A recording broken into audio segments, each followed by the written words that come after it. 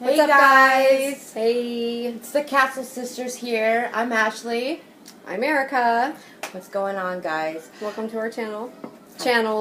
Yeah. So we're here to discuss more about our paranormal project.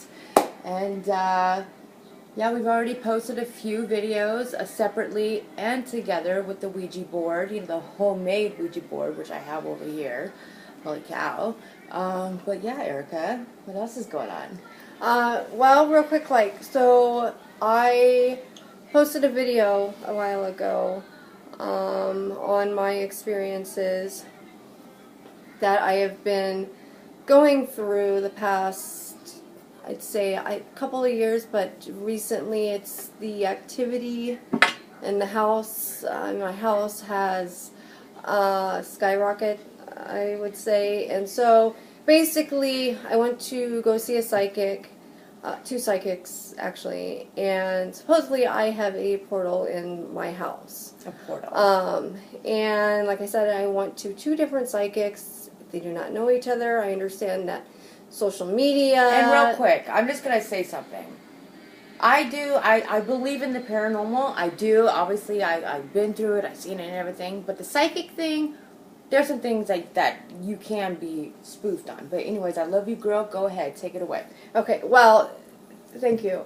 Anyways, the psychic that I did go to, there were things that she had said that, for one, nobody knows about, especially in my family. Or I should say, outside of my family, stuff that is very personal, that social media wouldn't even know. So that right there got me. But anyways, I documented... Like her monthly cycle. Whatever. Sorry. So, yeah, I recorded some events that took place. And, yeah, so I went to go see a couple of psychics. They were very interesting. But, yeah, just had weird, unexplainable stuff that has gone on in my house and even at my job. And I do hair for a living. And I've had clients witness it. I've had my license that is on my station has flown across the room, which obviously would scare anybody. And just recently, my sister and I, like she said,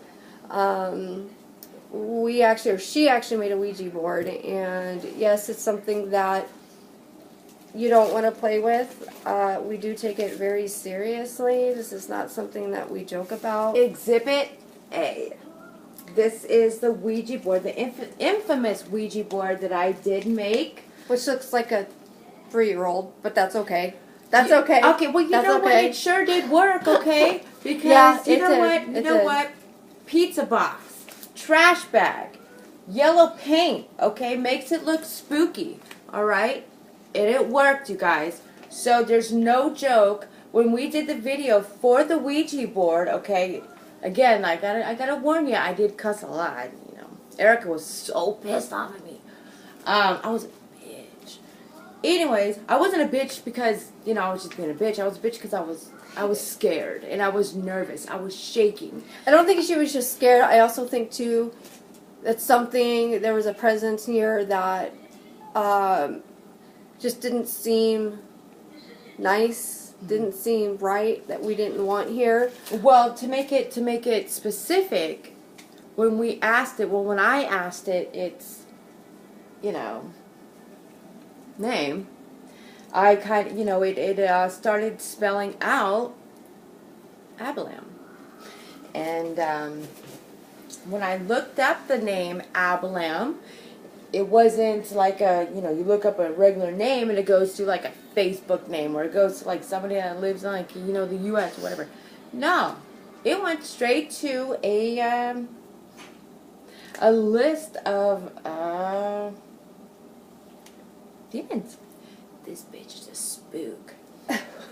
Anyways, 100%. So one of the reasons why we decided to make this video real quick, was to kind of talk about our experiences when we were younger, and just to get into it real quick.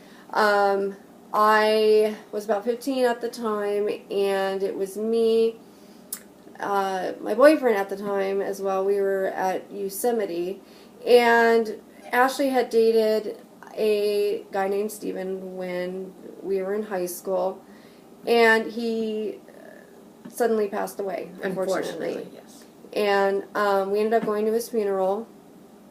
Well, it's about a year and a half later, we were in Yosemite, and I was watching TV, and all of a sudden I see this white puff of smoke, almost like what baby powder looks like. We weren't smoking any drugs. Well, she wasn't smoking Well, any because you drugs. weren't there. But anyways.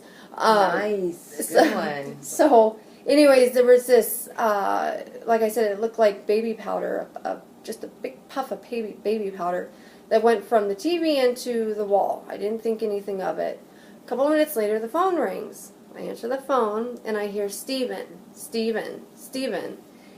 Sorry, there's no Steven here. Hang up the phone. The phone rings again. I answer the phone. Steven. I'm like, look, dude, I'm sorry. There's no Steven here. I hang up the phone. My boyfriend comes out of the shower. The phone rings again. He answers the phone. This time when he answers the phone, I could hear the voice on the other end. It's more agitated, and it's saying Steven over and over and over again.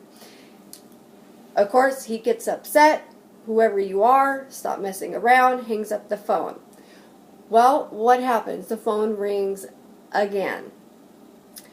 Answers the phone. As he answers the phone, there's banging, actual banging going on at the front door at our hotel. And again, this was my friend, well, my ex-boyfriend, who did suddenly pass, unfortunately, from an apparent suicide. But down the line, it wasn't a suicide at all. He unfortunately died from spinal meningitis. But they did do an investigation with it, because he was unfortunately involved in an accident that involved a lot of his friends.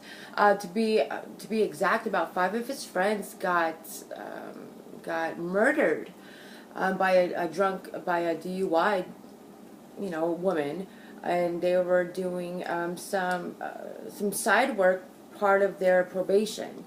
They were doing some side work on the side of the highway, and Stephen was on one side of the highway, and his friends that he was doing this probation work were on the other side, oncoming traffic, and then this woman, DUI woman, and just ran him over, all 5 of his friends. So he witnessed that.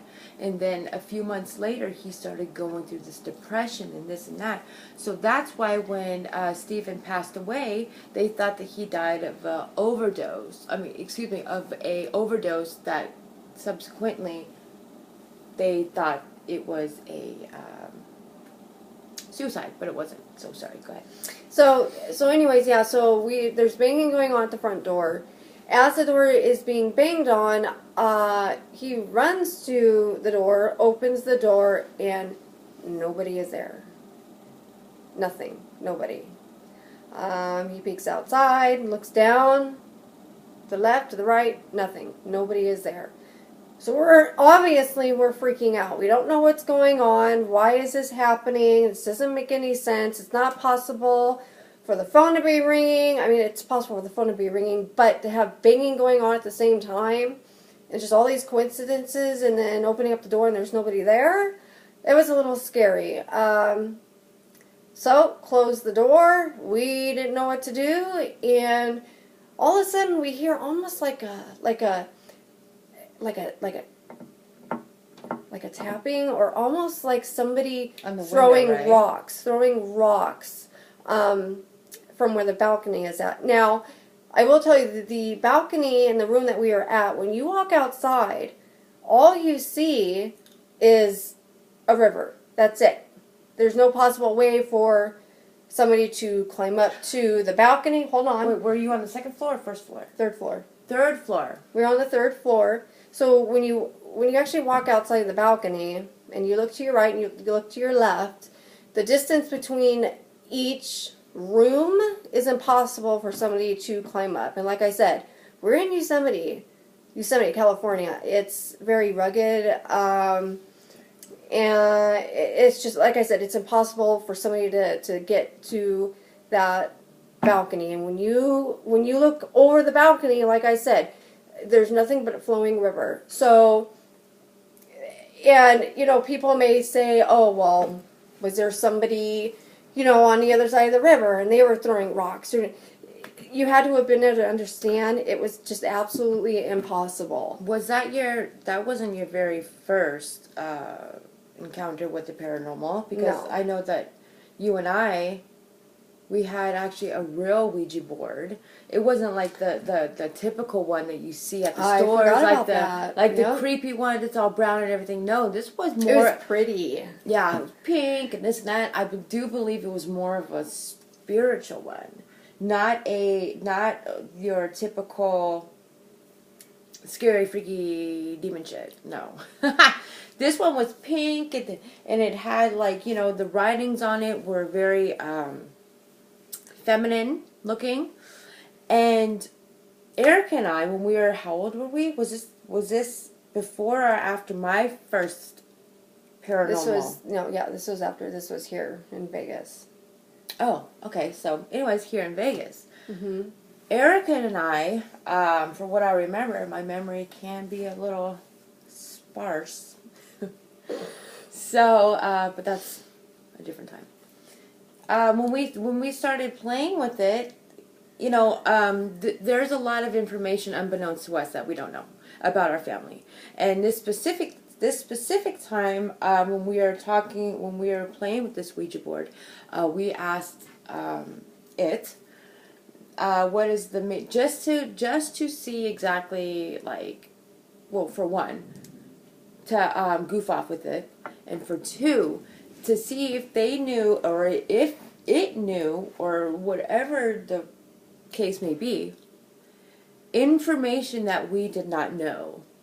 Like, there would be no way, because one, we were so young, and two, we just didn't know. Like, what she's trying to say is, one of the questions that we asked it was, and it's a question, that an answer that we did not know at the time. And that question was what is our grandmother's name? Yes, we should know these things, but at the time we didn't. And it spelled out, it's spelled out Mary. No, I'm just saying, there's like, yeah. So it spelled out Mary, and while this was going on, our mother was upstairs folding laundry. And like a good wife should. You're mean. Jeez. God. Sorry, Mom. Love you. God. Anyway, so we hear her coming downstairs, and we asked her, we said, Mom, you know, what is your grandma's maiden name, or what's your grandma's name? And she said, Mary. True story. We both, my sister and I, looked at each other like, oh my shit. God. Like, this is crazy. Mm-hmm. This is crazy. So we sat, we contemplated, okay, well, do we ask it more questions? But you know that we were so young, and it literally scared the crap out of us that we ended up just throwing it away. Right. And well, we didn't talk about it for a long time, just because it did spook us out, but also because there has been other things that have gone on before and after, obviously, the paranormal. So it's kind of like, it was just one of those things that we just didn't talk about, just like certain things that have gone on in our family that we just don't talk about. So that's why going to this psychic, and that's why I posted it on YouTube as my first YouTube video, is because, you know, it's something serious, and it's something that's going on in my life right now, and unfortunately my family is a part of it, and I love them for it, to be there for me. But well, I think well, both you and I have been through things with the paranormal, obviously, before even any of this started with my sister. You know, because we even had the Martinez family growing up. Okay, we're originally from California, all over California, Southern California, Northern California, Central California. We were really good friends with the Martinez family. Okay, you want to talk